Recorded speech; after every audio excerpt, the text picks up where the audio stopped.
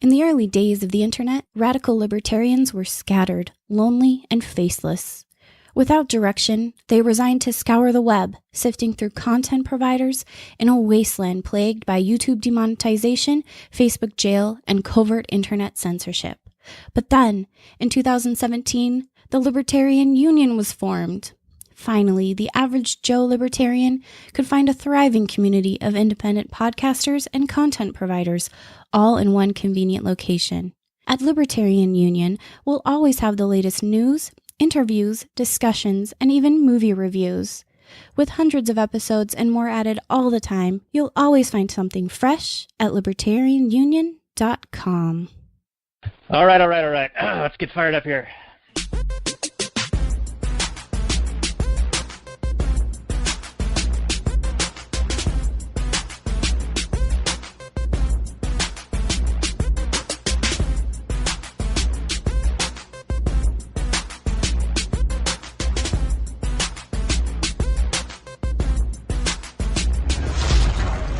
Maximum freedom. Read. Stay on target. Maximum freedom. Stay on target. Maximum freedom. Read Rothbard. Well, hello and welcome to the Actual Anarchy podcast, the podcast where we talk about movies from a Rothbardian, Anarcho-Capitalist perspective. And tonight we have a special guest, so I'm not going to want to waste too much time before we get into the meat of this one. But we are going to be talking about Dances with Wolves. This is episode 102 of the show. You can find the show notes and more at actualanarchy.com/102. Say hello to Robert real quick before we get into the main portion of the show and introduce our special guest. Hey, everybody. Welcome back. Glad to be here. Should be a good one. A lot of meat in this movie. A lot of meat. A lot of meat, and we got a guy who knows how to handle that meat, I think. Phrasing. Oof. All right, well, let's get into the last hour's portion of the show, and that will be coming right about now.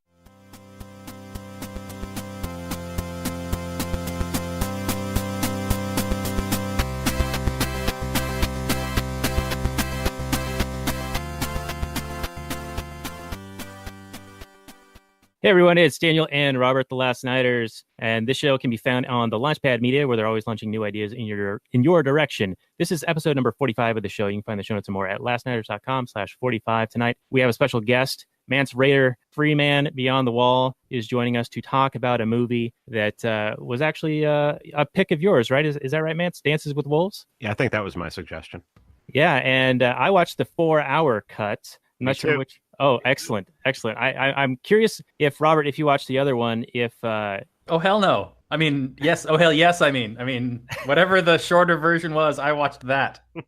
All right. So it'll be interesting to see if there's like some bonus material from the longer one that you didn't see and might be worth talking about. Before we get into the show and into the Google description where we usually start out, I just want to give a shout out to a new Patreon person. He goes by... and this is explicit, everyone, the professional asshole. And so he's getting all sorts of bonus material. He can watch us record this live. He also gets behind the scenes and other bonuses. If you want to get in on that action as well, you can hit us up at lastnighters.com/Patreon. So with that out of the way, and very much big thanks to you, professional asshole, we will get into the Google description for Dances with Wolves. Came out in 1990. It's a drama/epic Western, and the long cut is 3 hours and 56 minutes. I think the theatrical release when it originally came out was closer to 301. Yeah. 301. All right, perfect.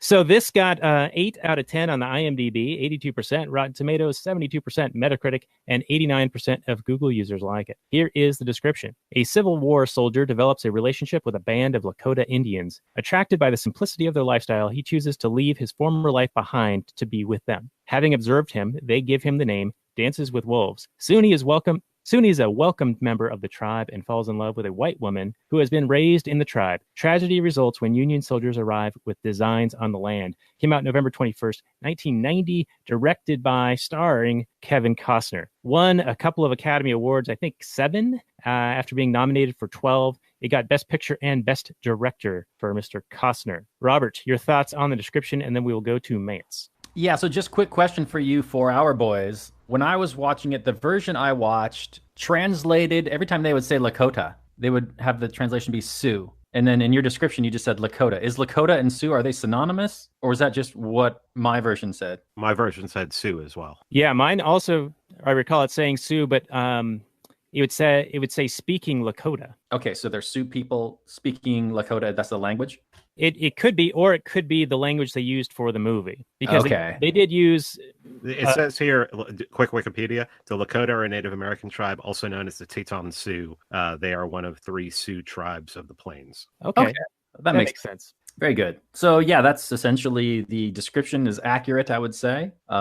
It's a long ass movie. It's really slow. It's done in that old style. You could be forgiven if someone had told me, hey, this movie came out in 1970, I'd go, yeah, it looks about right. Mm-hmm.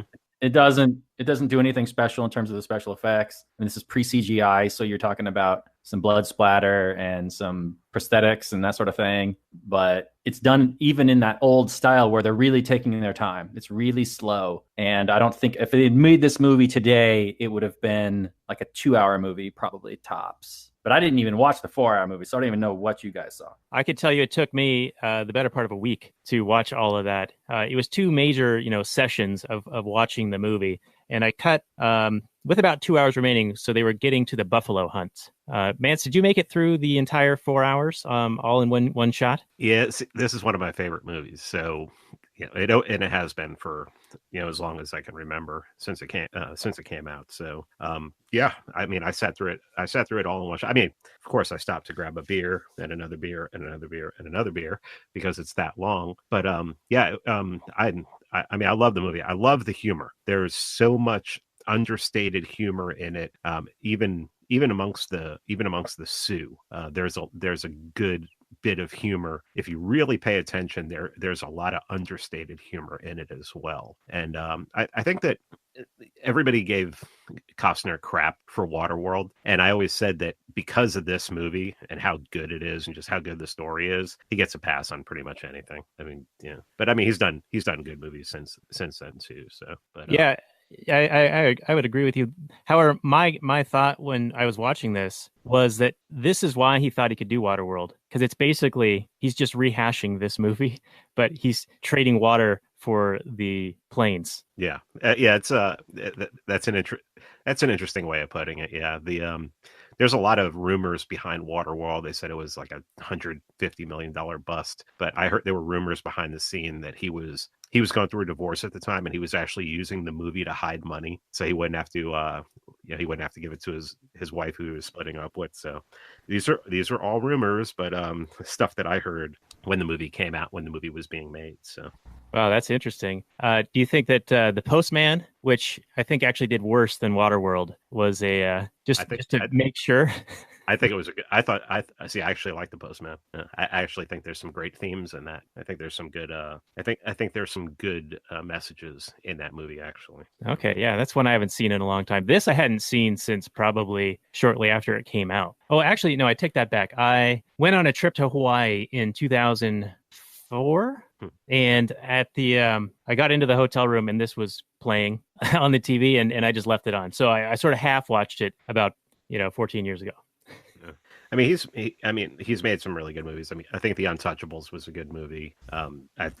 Field of Dreams is still one of those guilty pleasures of just remember my dad's gone now, so that whole movie is about a guy wanting to please his dad and everything. So little heartstrings kind of stuff there. Oh yeah. Field of Dreams has a soft spot in my heart just from growing up. That was one of my dad's favorite movies, and we watched it together quite a bit. So I don't even know if I could objectively critique that movie. It would just get a pass no matter what. Bull Durham's another good movie he did. JFK for an Oliver Stone movie is a good movie. Wyatt Earp. I mean, the guy's actually done some really good movies, but people just A Perfect World is another movie that is really underrated where he plays a really, really bad guy.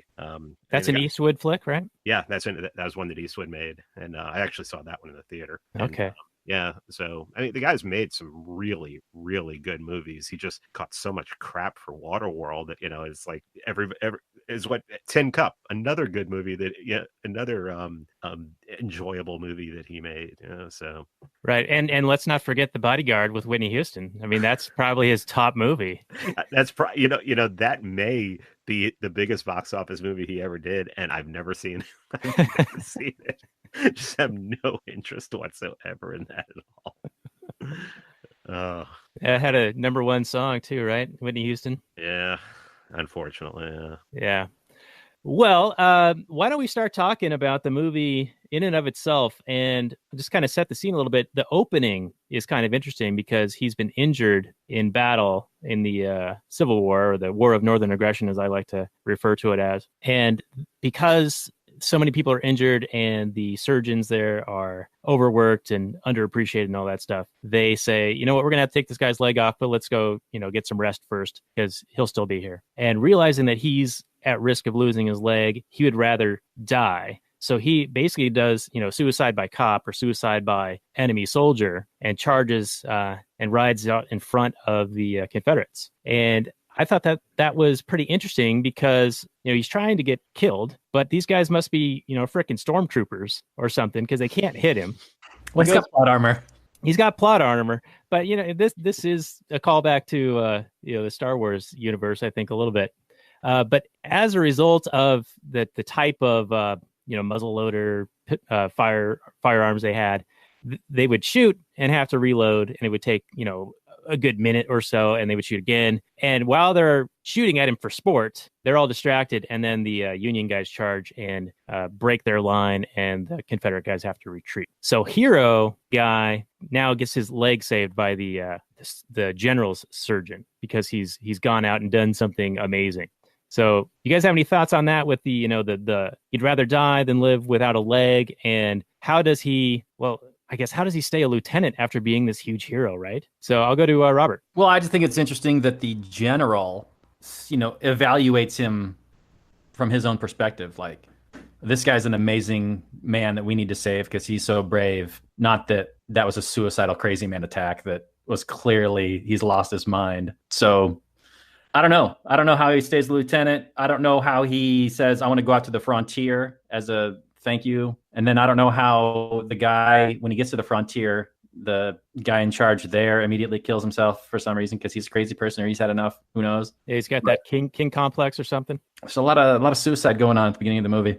What I saw was whenever you saw interaction with the soldiers, it seemed to me like Costner, in making the movie, wanted people to believe that war is hell and that it's not worth it. I mean, you see a commander killing himself and really having a complex. You see right before he takes off on his little suicide mission, all of the soldiers there are just they don't care. Their commanding officers pacing back and forth, seems to be in a daze, and by him riding out, all of a sudden magically these guys wake up and they decide to charge. It didn't seem really that part didn't seem really realistic to me. I think it was just really setting up the message later about the U.S. government, that we would, that we'll see when we examine later in the movie, just how just showing war is hell. To me, he was just showing war is hell, and the government is just useless. I mean, I didn't see anything other than there's no real pro-government message in this movie at all. And what's funny is Thaddeus Russell put out on Twitter about a month and a half ago, name me a movie. He said, name a movie, the last movie you saw that made the U.S. military into the bad guy. And I couldn't, and this is the movie. This is the movie, because I mean, I could barely think of. I was thinking like maybe Transformers or something like that, but this is clearly a movie that turns the military, the U.S. military, into the bad guy. There's one that tops this, and that's The Outlaw Josie Wales, which we did a few months ago. And man, that's a great movie, man. It makes the Union soldiers pretty bad. Yeah, I went on a Western kick a few years ago, and I just was like just watching as many Westerns as I could and everything. And that's always one of the top ones. I mean, just such a, it does not paint the military well at all. Yeah. Yeah, and to your point, with their commanding officer not being sure what to do and the generals being on the hill looking down, like it's almost like that bureaucratic, like we got to do something, anything, we got to do something, but he doesn't know what to do, and there's like no real feedback mechanism. It's not a market situation, it's a bureaucratic situation, and so when Costner rides out, he breaks them out of that kind of, I guess, the days of not really being clear on what to do. Yeah. It's almost like they're not gonna. I mean, even though he's lieutenant, they're not really following the. They don't care what the generals have to say. They're just looking for any kind of inspiration at that point, I guess. And they found it in what he did. I mean, I guess that maybe that makes sense. I don't know. Yeah, and then just to right on the back of what you were just saying, where it doesn't paint the Army in a good light or the Union in a good light, the guys who are actually at Fort Sedgwick, I think is what it's called, end up abandoning the post because they haven't been being replenished. And I think that they had some kind of like cabin fever thing going on where they were going a little crazy. It's not really clear because when Costner gets there, they've murdered all these, shot all these animals and just left them to rot in the pond. And they've been living in the hillside and all this stuff. But they say, I quote, I think, the Army can go to hell, and then they leave. Do you think that is because they were coming under constant attack from the Indians? Possibly. I mean, they don't allude to that. But I guess they could have got cabin fever, but Costner wasn't getting cabin fever, and he was by himself. It was, if they're all and they're hiding in these caves. Which is the first thing that led me to believe that, they may have not so much maybe from the Sioux, but maybe from the Pawnee. They may have been coming under attack. So maybe more of a defensive position. Correct. Yeah. Okay. That's what I thought. Can we go back to the crazy son of a bitch who shoots himself? Yeah. Pissed his pants and says, "To your journey, to my journey." Yeah. Let's go back to him. There was something Costner said to him that I wanted to get your guys' opinion on. He asked him why he wanted to go there, and he said, "I want to see the frontier before it's gone." What do you think his message was in saying that? Yeah, it's interesting. I don't know if that's just an answer he's saying or if that's the truth of it. I like to think of Costner, leaving the war behind him because the war was just so horrific. He just wanted to get away, just as far away from all of that as he possibly could. But, they're also dealing with the time at which the settlers were coming, and he foresaw perhaps that, the world was changing. And that's ultimately at the heart of this movie is the settlement of the West. And that's the main thing that I really do want to discuss. Hopefully we get a big chunk of time to talk about, because that's the real meat and potatoes that I see is the white man coming west, and this misunderstanding, or at least this clash of cultures where the Europeans have this understanding of property rights and land ownership, and these Lakota, they're a nomadic people, so they don't necessarily, fence off their land and like, this is ours, this is yours. And they're constantly squabbling with their neighbors and everybody else. And there's constantly misunderstandings and wars happening. And it seems to be, it's all misunderstandings and not having a clear understanding of who has what and who owns what. And, there's this saying that good fences make good neighbors. And if the Lakota had just put up some fences, but I can understand how they wouldn't have done that with not really realizing or understanding this idea of property ownership. They understand what, owning possessions, like there's personal items, Robert. There's personal items. They clearly, they talk about they have to trade throughout the movie, and they understand self-ownership. There's a line where, no man can tell another man what to do. I like that line. Yeah, it's a really good line. So, but to go back to what you guys were saying, and I don't want to diverge too much, but when you guys were talking about the guys living in holes at the Fort Sedgwick, that was cut out of my 3-hour movie. But I remembered it from watching the 4-hour movie in the past, but I didn't miss it this time around. Right. But now that you mention it, I'm like, oh yeah, there were soldiers in those holes. Anyway. All right. Yeah, that's interesting. That I can see that being cuttable because it doesn't really pertain to the main portion of the story. It sort of left a mystery, I think, as to why they were doing it. We're speculating, and Mance, I think you had some good ideas on why they might be doing that. But to go back to your question about the message that Costner had for the major about seeing the frontier before it's gone, I almost feel like that was a intentional message put in this movie to hit on a cultural topic, or perhaps try to drive culture. I know this is like late 80s, early 90s, like 1990, I think is when it first came out. But that was around the time we're hearing about ozone depletion and like the spotted owl and all that stuff. And I feel like maybe that was his watermelon message, the green environmentalist message, because I see a thread of that throughout the entire movie. And probably another deleted scene, Robert, you might not remember this one, but towards the end, Costner and Kickingbird go towards the mountains to, I guess, scope it out because they're going to go there for winter. And they come upon a cabin of white settlers who have just trashed the place, just littering everywhere and killing all these animals and just leaving all this stuff out. And every time I saw something like that, I kept thinking, oh yeah, they're just pounding that message home. Like, oh, they just don't respect anything. These white people are terrible and they're just trashing everything and destroying nature. Yeah, that was cut out of my 3-hour cut. I remembered it now that you mention it from the 4-hour cut. The only scene that we get as, white people bad, besides the soldiers at the end, is the buffalo hunt and all the dead buffalo, skinned buffalo out on the prairie. The meat just rotting, yeah. And the meat just rotting, yeah. And I can understand that as being a waste. Like there's a lot of good meat that would go to waste, but I don't know. It sure seemed like at that point, I think there was a quote from, it was, I forget who says it, but here's the quote. It's like, it was done by a people without value and soul with no understanding of Sioux rights. I mean, because somebody hunts a buffalo and only wants the skin, are you going to really say that person has no value and no soul? I think that's pretty harsh. I mean, clearly there's somebody, they value just the pelts. They had only had the ability to, take the pelts back. There's a market for the pelts where there's not as much market for the meat. I think you're putting your values on another people there and making a value judgment. I don't think it has anything to do with value. I think it has to do with survival. I mean, their survival depended on the buffalo, on the pelts, on the meat. He makes the point at one time he says, we had all the meat that we could carry, which leads me to believe that, this is really important. This is really important to their survival. Remember when he's first trying to communicate with them about buffalo, and they finally figure out, and Kickingbird finally figures out, oh, he's talking about buffalo.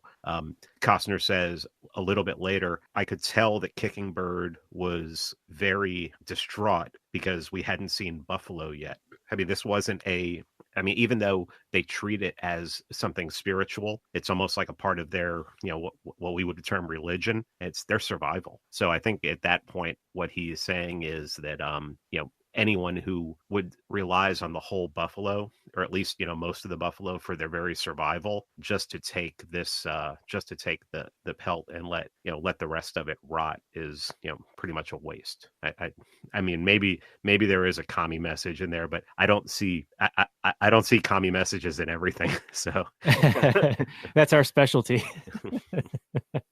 I think for me, I think that the white settlers or the white buffalo hunters who just took the pelts and left the meat to rot were doing it because the pelts were more valuable, because they had already had enough food, probably already, prepared for their journey. They probably jerkied a lot of stuff. And so they were out there just to get pelts to sell.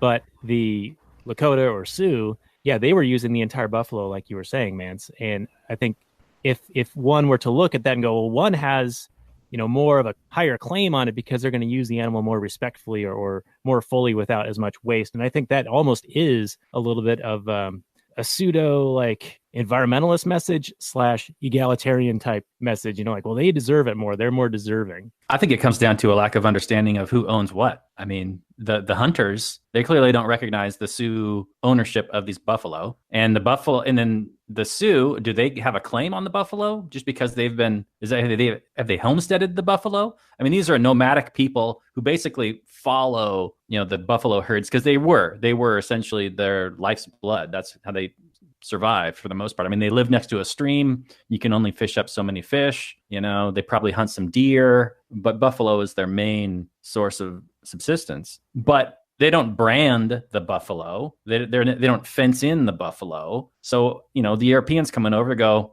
wild buffalo. Whoever wants it, tragedy to the commons, baby. Yeah, and in their eyes, they're homesteading those buffalo that they're shooting. Seems to be. I mean, if you were to come across, unimproved land, it's not fenced in or anything like that, and you find some buffalo and you want some buffalo pelts, you kill one, you take its pelt, you go, good job. I did a good job today. I got some buffalo pelts. I hunted. You don't think you aggressed against anybody. Yeah, I'll bite. Yeah, I agree. I think that there is a misunderstanding of property rights among the different players in the movie. And I think that is basically the nexus of most of the problems that we see here. I didn't see property rights in the buffalo, but that's okay. Everybody sees everything differently. I didn't see the Sioux claiming that the buffalo were all theirs and everything. I just saw it as, well, we do things one way and these people do things another way. And It's like a cultural clash. yeah. I mean, it just, I didn't go that.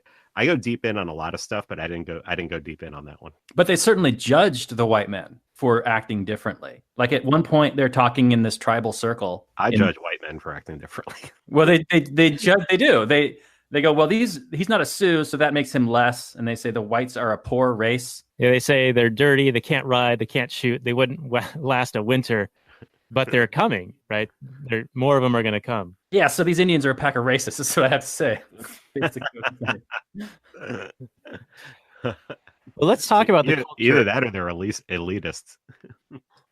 If we could shift to the culture just a little bit more and rope in Elizabeth Warren. It's a little bit old news. It's out of the outrage cycle, but she did this DNA test and she treated it as vindication of her position that she did have Indian heritage because Trump had called her Pocahontas and said, if you take a DNA test and all this stuff. Well, it came back and said, hardly any, right? Or none at all, because I think it was from South America and it was sort of a maybe. But it got me thinking like, okay, well, does blood really make you to be something or not? Is it more cultural? There was the Stands with a Fist. She was a white woman who, as a child, was raised by the Sioux. And by all accounts, I mean, she's raised in Sioux culture. She speaks Sioux. She lives as a Sioux. I mean, she's a Sioux, but she probably has as much Sioux blood in her as Elizabeth Warren. Yeah, I remember one of my favorite people in the whole world, Ben Shapiro, being sarcastic, said that, I remember one thing that he said that I actually agreed with. He said, I don't consider someone a Jew because they were born a Jew. I consider someone a Jew because they practice it. He said, I don't care how they were, what family they were born into. I mean, I was born into a Sephardic Jew family that was basically atheist. So, I mean, like no one, yeah, sure. I'm a little bit more than half Jewish, but I mean, I've never practiced that garbage. It holds no value to me. But yeah, I mean, I would have to say that, if Stands with the Fist believed in the culture and lived the culture, she'd be considered more of a Sioux than someone who was brought up a Sioux and decided to leave and go live the life of somebody who one of the people from Europe live amongst the Europeans. Yeah, and I would say that Ten Bears would agree with you guys. I mean, at one point at the end of the movie, he says, John Dunbar doesn't exist. There's only Dances with Wolves. So clearly it's not necessarily where you were born, or it's how you act in the cultural, observations and actions that you take. Yeah, sort of the cultural norms that you adopt and live by. And also related to the news cycle, I think Steve King, I don't know if he's a rep or something like that, but he was recently in the election. And people on the left were calling him racist because he had made some comments about where people were born or how they're raised. And he clarified his comments and he said, it's the culture, not the blood. If you could go anywhere in the world and adopt these little babies and put them into households that were already assimilated into America, those babies would grow up as American as any other baby born in this country. It's not about race. It's never been about race. It's a clash of cultures, not a race. I think a couple of the lines that Dunbar says that one of them he writes into his journal, the other one is just something he says in his head later was, at one point he says, the Indians have a great pull for me that goes beyond curiosity. There's something wise about them and I'm drawn to them in ways much stronger than my obligations to the military. This is when he's still at the fort. And after he's basically gotten to the point where he can speak the language and he's with Stands with the Fist, he says, I'm not even sure I knew who John Dunbar was, but as I heard my Sioux name called over and over again, I knew for the first time who I really was. And I think it's I don't know, I was like reading all these parallels on things like that where I was pulled out of statism and just put aside calling myself an American or calling myself a citizen of anything and becoming more of an individual, because I think I don't know so much. I don't really see in the movie that Dunbar is feeling like he feels like he's part of something now, but I think he also feels very individual. Like he's become more of an individual, and because saying that I don't know that he's trading one army for another, even though he does at that one point say, I will fight with you. I think he's starting to get some individuality about him, even though now he's part of a tribe. I don't know. Maybe I read that all wrong. No, I think that's great, and I also love their response to him. Like, what quarrel do you have with the Pawnee? It reminded me of Muhammad Ali was like, I ain't got no quarrel with the Vietnam or the Viet Cong or whatever he said. Yeah, they never beat me. They never, never put me in chains. Yeah, exactly. And to your point, now that you mention it, I do see that a lot as a parallel to my own journey away from statism, because, and Robert and I have talked about this in the past, where once you sort of take that red pill and you get out of the matrix a little bit and you start looking down the rabbit holes of anarchy and libertarianism, it really does change you. And for me, I felt like I found a calling. I found out who I really am.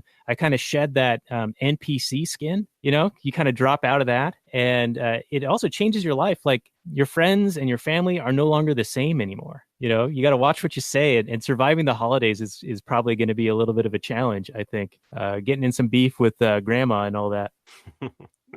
All my family's pretty much gone now. So, I don't really... It's like me, my wife, and my mother-in-law. My mother-in-law just she nods along. But I understand. I mean, I still get together with my brother every once in a while, and I'll start going on rants about the Fed or something like that. I don't want to go too deep. Everything, I want to try and speak a language that he'll understand. Talk about money or something like that. And I can always go a little too far and see and start seeing some pushback. Yeah. And I lucked out because Robert and I grew up together. We're besties, and he came along for the ride with me, and so did my wife. So the closest people to me are good. Yeah, my wife has a libertarian podcast. My wife's a libertarian, so I don't and I think she's in the last year she's gone over the edge from libertarianism to anarchy, and I think dipping my toe back into the Libertarian Party actually pushed her over the edge, which I think I've grown bored of already. So we'll see. What did end up happening with that? There was a big push there a few months ago, and then crickets. Well, I mean, what can you do? The my whole thing with that was to for 2020 to have a presidential candidate who can have a message, like Ron Paul had in 2008 or 2012, a radical message that would galvanize people and start a movement again. I don't know that the Libertarian Party wants that. I mean, like the Mises Caucus wants that, but I think it's going to be interesting. My wife said she wanted to go to Austin 2020 for the convention, so we're going to do that. I'll definitely go there. Even if it's just to hang out in Austin, because I've never been there before. But I mean, the whole thing is, I think for a couple of decades now, the argument within the Libertarian Party is, do you want to put up candidates that can win, or do you want to put up candidates that have a message? And my whole thing is, if you're going to put up a libertarian, they're not going to have any chance of winning, and it's going to be all about the message. So I don't know what the Libertarian Party wants. I know that there's a lot of people who've been flocking to it, and if you get enough people in there and enough delegates and everything, you can change it and at least be able to get good messaging out of it, which is the only thing that I would want out of it. Like I said, I think any libertarian that could actually get elected to the Senate or Congress or anything like that is probably not a libertarian. They're probably Republican light. But I mean, we'll see. I'm willing to talk about somebody who has a great message and promote them and talk them up. But I mean, if they want to put up a Bill Weld or someone like that, then I don't care. I mean, then I'll openly shit on them. I mean, I'll openly shit on their candidate if they put out a candidate like they have the last 12, 15, 16 years. Yeah, and that's what seems to happen when you don't have like a rock star like Ron Paul. You get this compromising, and you get like a Gary Johnson, and the public looks at Gary Johnson and they're like, so what's the deal with you libertarians? You're fiscally conservative and socially liberal, I guess, sorta, but you're kind of dumb too. So and that Can't that whole, actually win. And what do you guys even stand for? and that whole socially liberal and fiscally conservative is garbage anyway. I mean, we're supposed to be radicals. Yeah, we're, we are. we're supposed to be the radicals. So, that just sounds to me like something that, oh, this is what conservatives are supposed to be. It's like, well, libertarians aren't conservative. Conservative is looking backwards and saying, oh, we should go back to that. I don't want to go back to any of that. I mean, I'm looking at the future. I'm a transhumanist at heart. I mean, I think technology is what's gonna solve all our problems, and changing people's minds. But I mean, I think technology can really be what destroys the state. Obsolete it, man. So I mean, I don't know what the hell's going on with the LP. All I know is that if they put up another Gary Johnson or a Bob Barr or someone like that, I wish Harry Brown was still around, or someone who could message like Harry Brown. Yeah, I agree. I think they got to stick to principles and be a beacon. Yeah, and use that platform and that megaphone, because that's when people pay attention to stuff, right or wrong. Everyone pays attention to that big scoreboard every 4 years. I mean, if you sound like the other two parties, you're just trying to be a little hipper, or putting a guy up there who's stoned out of his gourd, and it's not really going to work. I mean, and we also have to remember that when Ron Paul ran, he ran as a Republican, so he was on the big stage. But even I really honestly believe even a third party, someone like someone running as libertarian, if you got an Austrian economist in there, someone who is really well versed in Austrian economics, that the messaging could get out there, especially if they can get on a couple of debate stages and people. How big is the LP with Mises Caucus? I mean, compared to like the socialist libertarians? No, the socialist libertarians are like 25 people. The Mises Caucus and the Mises Caucus on Facebook, I mean, that group has over 3,000 people in it. Well, the libertarians put up Gary Johnson. I mean, did Gary Johnson get votes from the Mises Caucus? I mean, clearly the Mises Caucus didn't exist in 2016. Okay.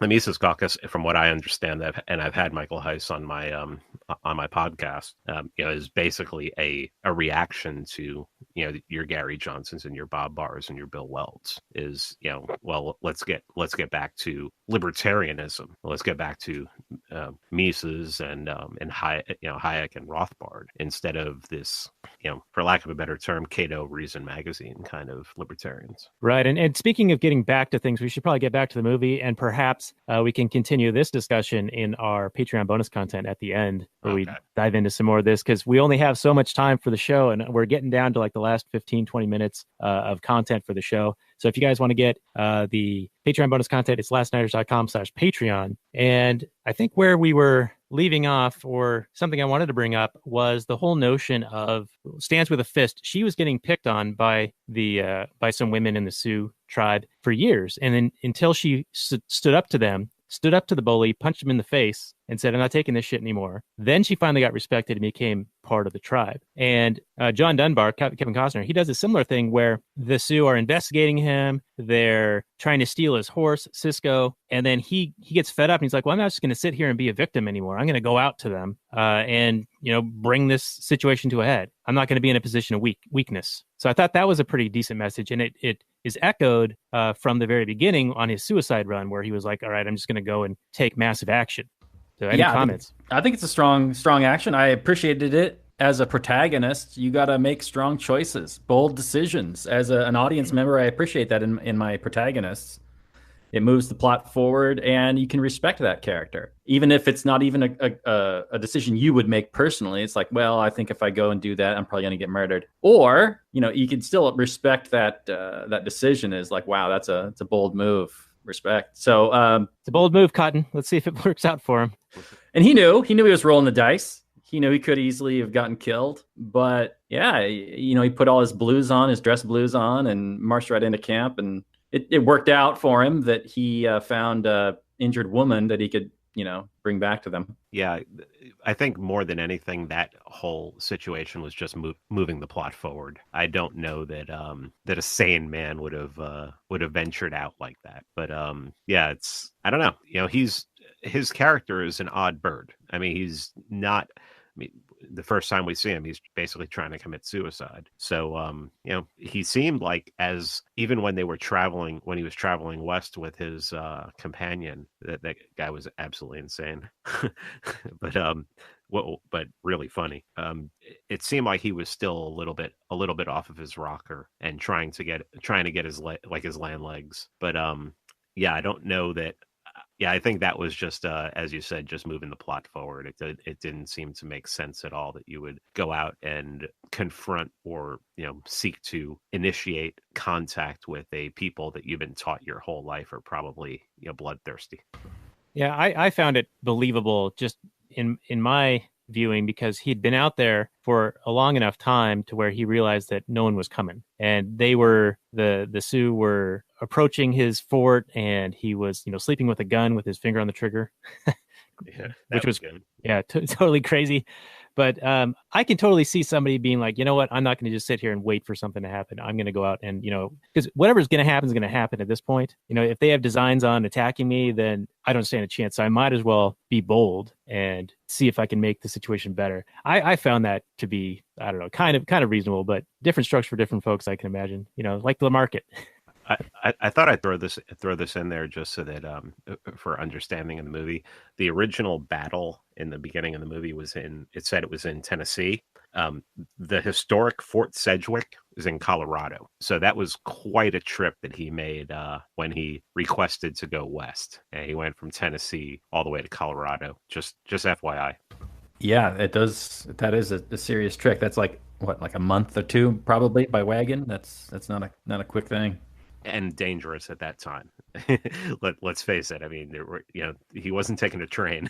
He was, it was him and a sort of a lunatic who couldn't protect himself if he tried. So that's right. Just really speaks to the heart of people back then who decided to go west. I mean, those people, there are very few people with that kind of soul anymore who would put themselves on the line to go and do something, an undertaking like that, which is you don't know if you're gonna make it halfway there or a quarter way there.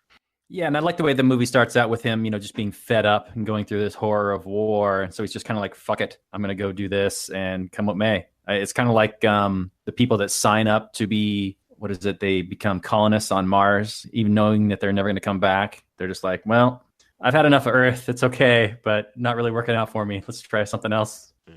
All right. Well, before we start winding this down, and there's a lot more I actually do want to talk about. I wish our show was twice as long. But there was a point that Costner made in one of his non-NPC moments where he's doing internal monologue, where he says, it's not a fight for territory or riches or to make men free. He was talking about defending the Sioux encampment from the Pawnee attack. The Pawnee had attacked, and of course, they were like cops and shot all the dogs first. But he helped defend the women and children of the village. And he at that point finally identified as being a member of the Sioux in and of himself. Like he felt like he was part of the tribe now because he helped fend off the attack. So he felt more pride in that victory than in any previous battle that he had been in. And the point I wanted to make was just call out that this is continuing that narrative that the Civil War was about making men free. Was it? I don't believe it was.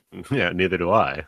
But that's what you hear, right? I mean, that's what's in the culture, what's in the history books, what's in the government education camps, the day prisons. He who writes the war gets to write the history, right? He who wins the war gets to write the history. That's right. Exactly. So, I mean, from what I know that when the railroad was being built, they had to go through Indian territories, and they would just, from everything I've read. Now, like I said, whoever, history books, who the hell knows? If I'm going to read a history of that, I'd want to read something that was written as close as possible to that time, because over time, that game of telephone with history books just changes everything. But apparently they just didn't care, and if the Indian tribes didn't want it to happen, they would just destroy them. Everything. That's the way the story goes. But they'll tell you that they would attack for the Indians would attack for no reason. Who the hell knows? I mean, how do we know what happened back then? You got someone telling a story, and then stories change. There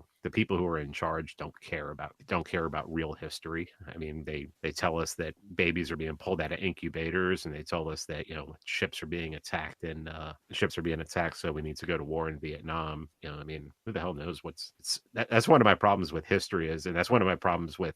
Well, it's not one of my problems with movies like this. I take movies like this as just complete fiction. I don't think I don't try to put anything historic into it and think that there may be anything true in it, because we just don't know. We don't know what happened back then any more than we know anything that happened. What happened if we didn't see it with our own eyes? And even then, 20 years later, people can say something different happened than they saw it. So fuck knows, man.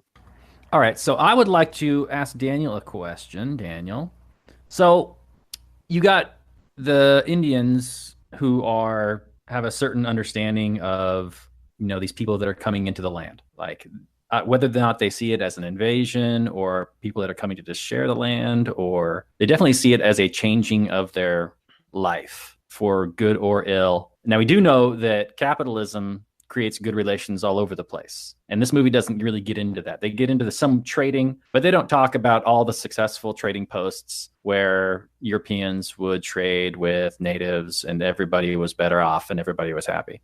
But if you're one of these settlers coming west and you see some open land and it sure seems to be unimproved, and you go, I could build a house right here. It's right next to this little stream. It's got some lumber on there. I can cut it down and build a house and blah, blah, blah. And some natives are around, but you don't know exactly where they are. They're nomadic. They move around.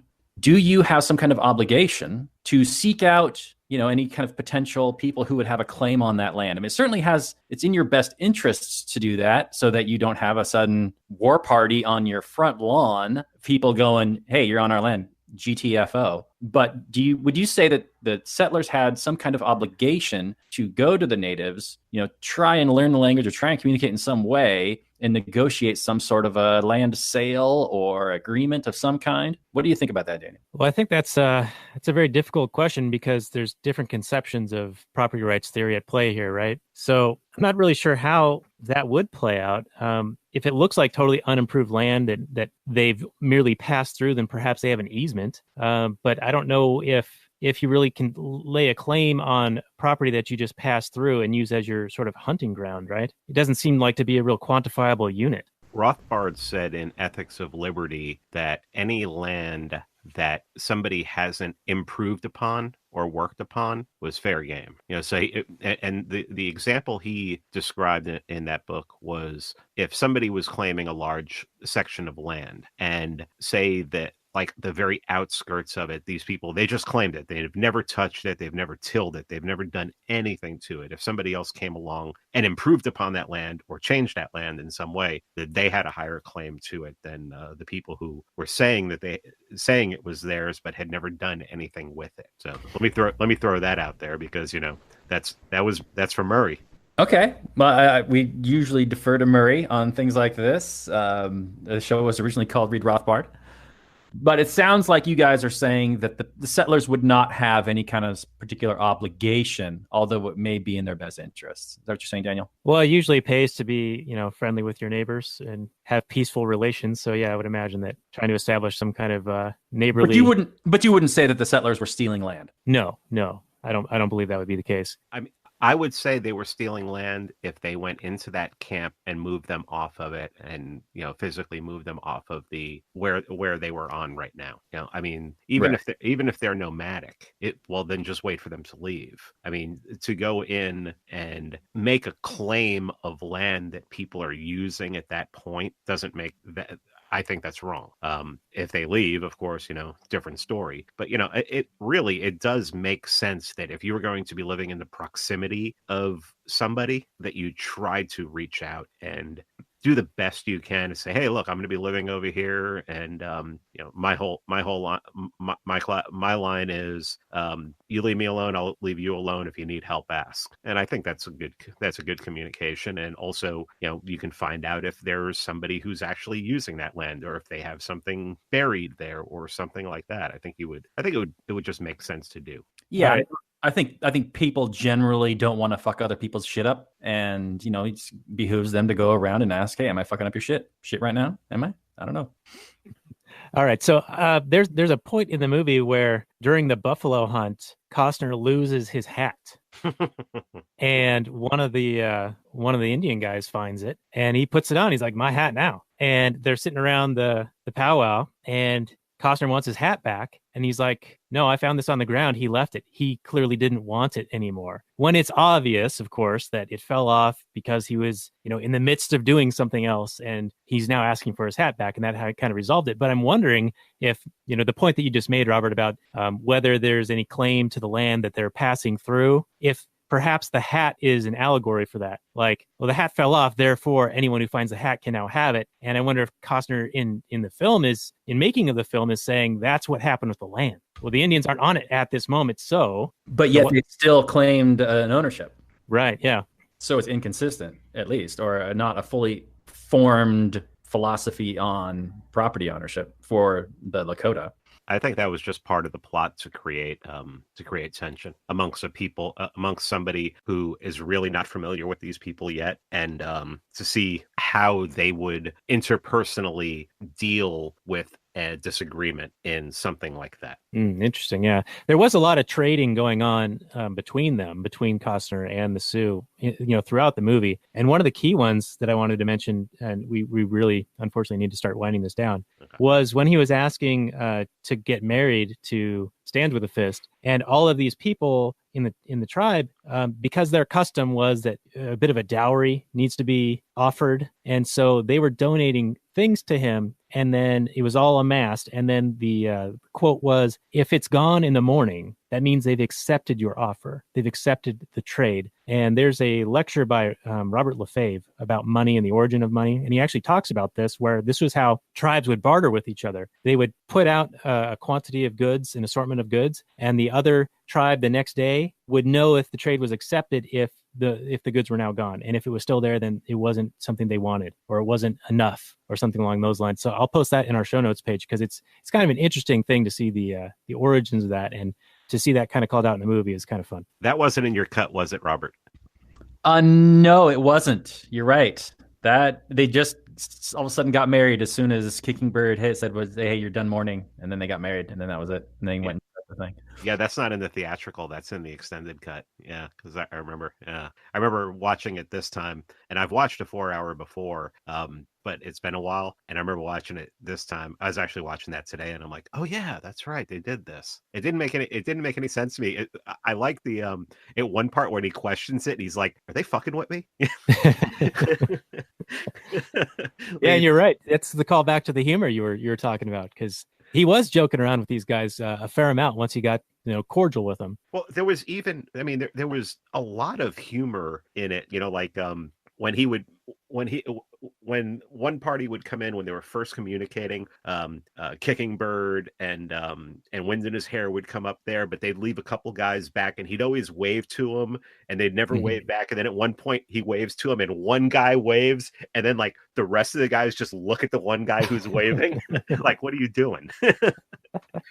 All that kind of, there's so much understated humor in that, and just especially like when he's trying to communicate buffalo to him, and Wind in His Hair goes, his mind is gone.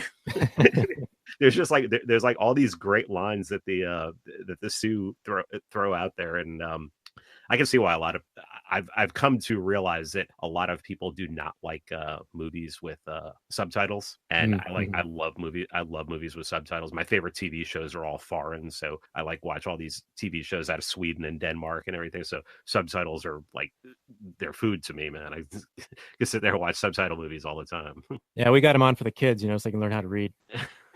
That's I've spent time in other countries, and watching American movies with the subtitles in their language has helped me pick up a lot of words in other languages. Right. Yeah. And it's it's a modern marvel of the market. All right. Well, before we wind down, and we can get in any last points that you guys have, but I want to not let the Union soldiers off on shooting Cisco, killing his horse, and shooting the wolf, because that was some dastardly shit right there. I couldn't handle that, man. I can never watch that. I can never watch him shooting two socks. It drives me fucking crazy, man. Yeah, and did the U.S. military have just like a shoot on sight policy for any natives? Because he just walks into, he kind of like rides up into camp, and they just like open fire on him. From everything that I've read, and especially most of the stuff that I've read about rules of engagement had to do with the railroad, the building of the railroad. And from what I understand, yeah, it was very shoot on sight. Well, that's not a good way to establish good relations. Can't really communicate too well when the other guy's dead.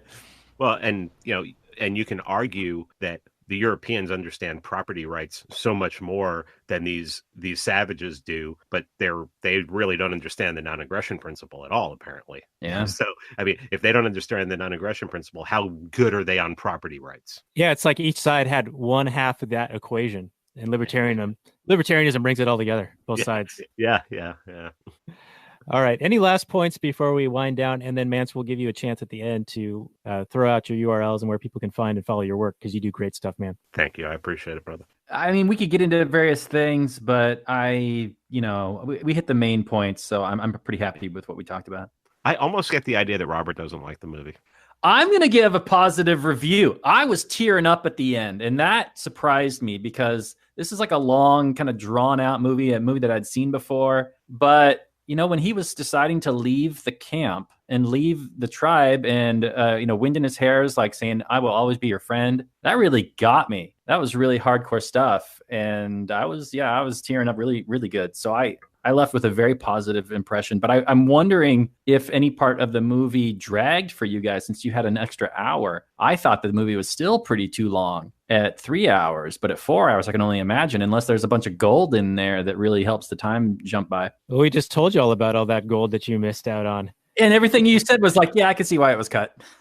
Well, I don't, the 3 hour version, the one that you watched, Robert, I mean, to me, it's some of the best cinema I've ever watched because I love Westerns. I love, there's a love story in there. There's a friendship, like you said, when Wind in His Hair is screaming that at the ending. You have to be the most hard-hearted motherfucker not to at least be choking up, if not tearing up a little bit, because Wind in His Hair hated him at the beginning, just hated this guy at the beginning, and then they became really, really good. They became best friends. I think it's just one of those movies that I think was pretty, as far as the 3 hour version goes. I mean, a lot of the stuff in the, like the whole dowry thing, I mean, that was pointless to me.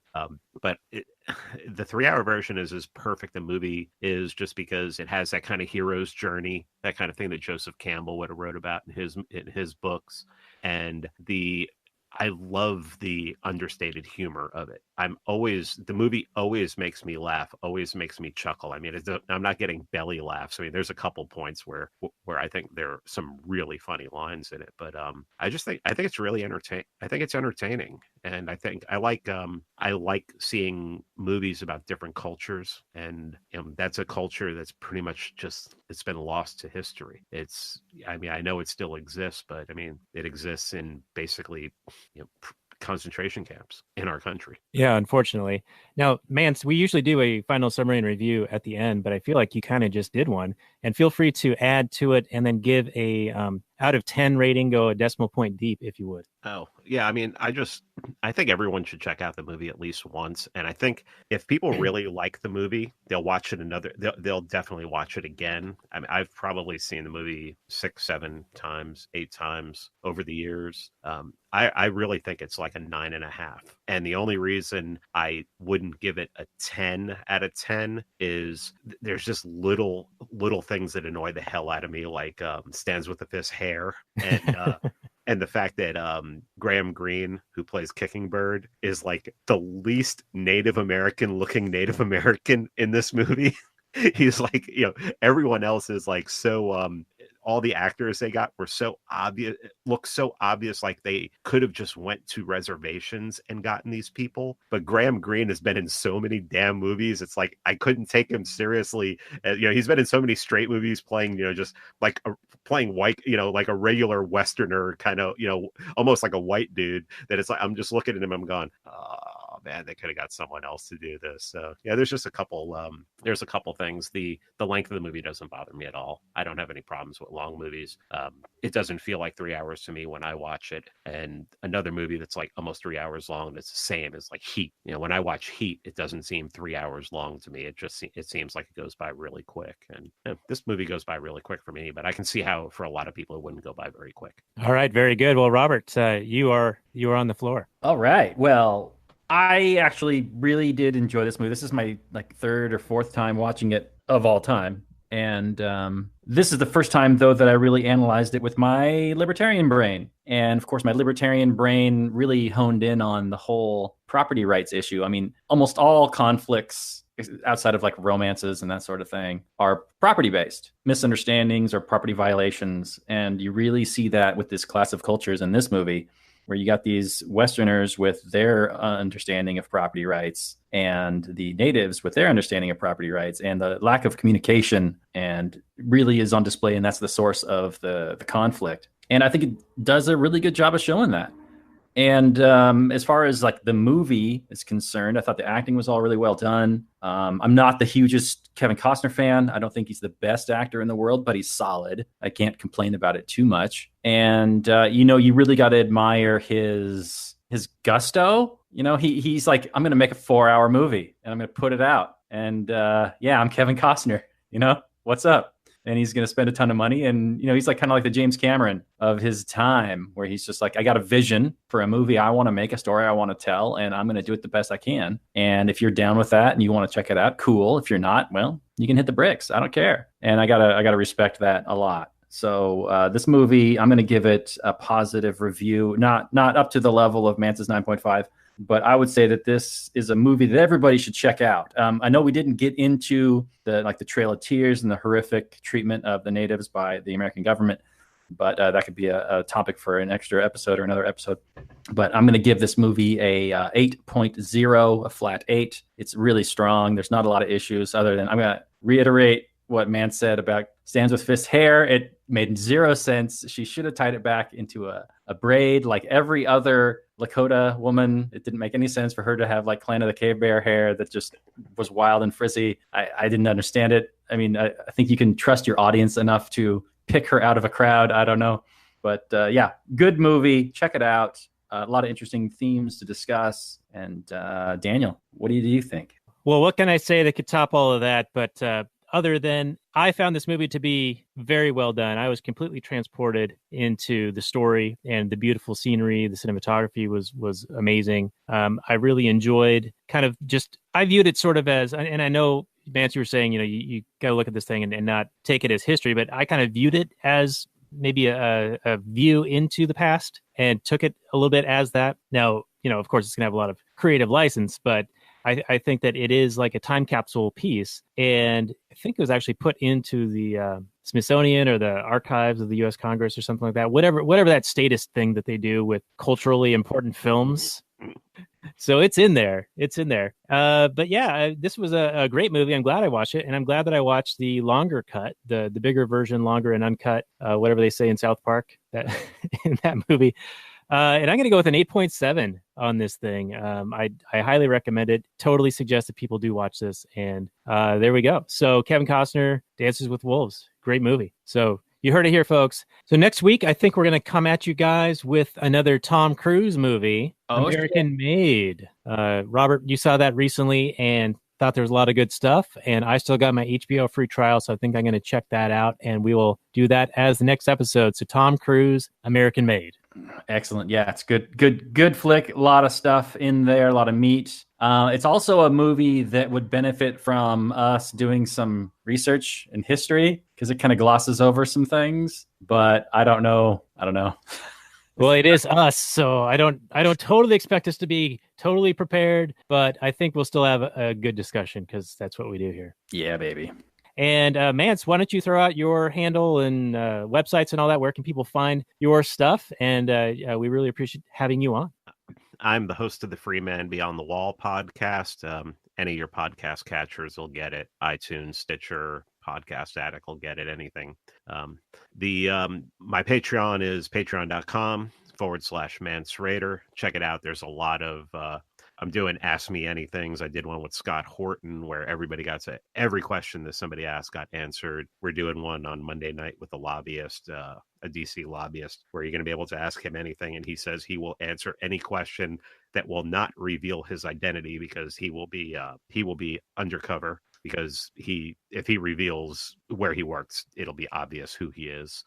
So yeah, I got that Patreon going. I got it going 3 weeks ago, and we're having a lot of fun just interacting. And you can follow me on social media, Twitter at MN Rothbard. But I'm really starting to get try to transfer everything over to minds.com, where I'm at Mance Rayder 12. I've been verified on Minds, so I like that, because Twitter, even though I've had to prove my identity again and again on Twitter for certain things, they won't verify me, and Facebook won't verify me. So Minds has is blockchain technology, the Ethereum network, and I think they're doing great things. So I try to post as much as I can on social media, especially memes. And that's about it. Check out the podcast, Remand Me on the Wall. I think you will like it. I've interviewed everybody from Ron Paul to a communist. So it's try to get a little bit of everything going in there. That is the full spectrum. Yeah, and I would like to also recommend Mance's Twitter feed. It is one of the most hilarious doses of reality I found. I don't know if there's a funnier Twitter account than Mance's, so I need to thank him for that. All the laughs I've gotten checking that out. You're welcome. I mean, I don't think people realize that, like, people think, oh, he just throws all these political memes up there. Not even half of the stuff I throw up there is political, and most of the stuff I throw up there is just to get a rise out of people, to see people's reactions. I mean, that's the best part. I mean, there's a guy right now who's basically calling anybody who's not a democratic socialist a fascist, and he's like attacking everybody on my timeline right now. So yeah, there's fun to be had on Twitter. All right. Well, hey, thank you again, Mance. And I think we're going to wind down the Last Nighters show. So everyone check this out at lastnighters.com /Patreon to support us, and .com/45 for the show notes and more for Dances with Wolves. Thank you so much for joining us, Mance. And here is our outro music. Say goodnight from last night.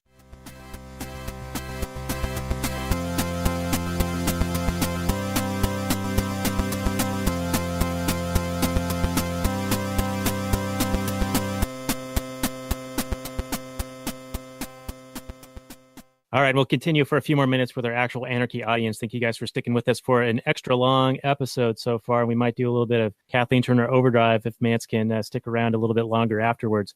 One of the questions we like to ask Mance of our guests or of each other, Robert and I, is could this movie be made today? Because I can just see howls of cultural appropriation, wearing feathers in the hair and the whole, whatever else is offensive these days. You can't wear certain costumes and all that during Halloween. And you, if I recall, you grew up in and around New York City, right? Correct. And I'm sure you're familiar with Williamsburg, the cultural mecca of Ugg boots and feathers in hair I was just up there a couple months ago. Yeah. So do you think the kids today would still be able to do that kind of thing, wear the feathers in the hair, or would they get shouted down with cultural appropriation and be called a fascist? I mean, it depends who it is. I mean, if Elizabeth Warren wants to wear feathers in her hair, no one's going to care. I don't know, man. I think the thing that would prevent this movie from getting made nowadays is the fact that it's 3 hours long. I mean, I don't know that people have the attention span anymore to deal with a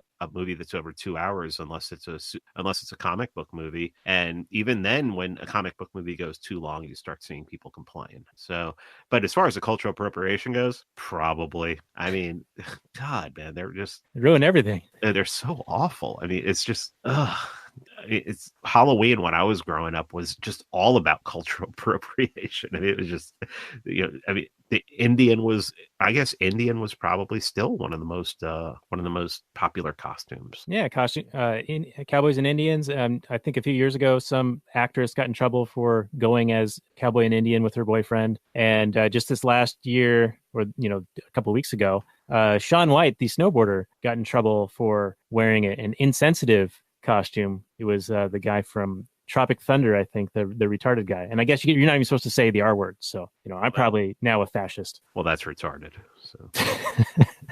So Robert, your thoughts?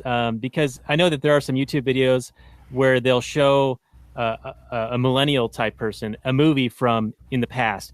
What do you think their reaction would be to watching Dances with Wolves if you could get them to sit down and pay attention to anything for more than 5 minutes? Well, yeah, I think they might get upset about the depiction of the natives being racists. I think it's funny about the cultural appropriation thing is the people that get upset about that are always assume the worst about other people. It's like they never assume the worst about themselves. It's like, well, when I do it, it's honorable, it's reverent. I'm honoring these cultures. But when they see anybody else doing anything, they're like, this is a terrible person. You need to stop this and apologize. I find this offensive, no matter the intention. So like the context doesn't matter. It's just that then the important thing. And then if you counter them with facts, then you're not being sensitive to their feelings, and their feelings were hurt. And the fact is that you offended them and their feelings were hurt. And that's what you did wrong. Not that you dressed up like a Native American or anything. It's just that you attacked them and their feelings can't be wrong by definition. It's their subjective experience. So you're just a bad person. It's a fun way to always be right. And it's really annoying. Right. Yeah. Run outrage.exe. Right. That's how that works. Right. All right. Well, that is probably the point I want to leave us on this Actual Anarchy episode. I know that we've gone a little bit long, so thank you guys for sticking with us for this episode 102 with the great Mance Rayder of the Free Man Beyond the Wall. And if you want to support us on Patreon, I'll throw that back at you. actualanarchy.com/Patreon. Show notes and more at actualanarchy.com/102. And we will get into a little bit of Kathleen Turner Overdrive, which is one of the Patreon bonuses. So thank you guys, and have a good night from me. Mance and Robert, feel free to say good night to the audience, and then we'll get into the Overdrive. Good night, audience. Good night. Thanks for listening.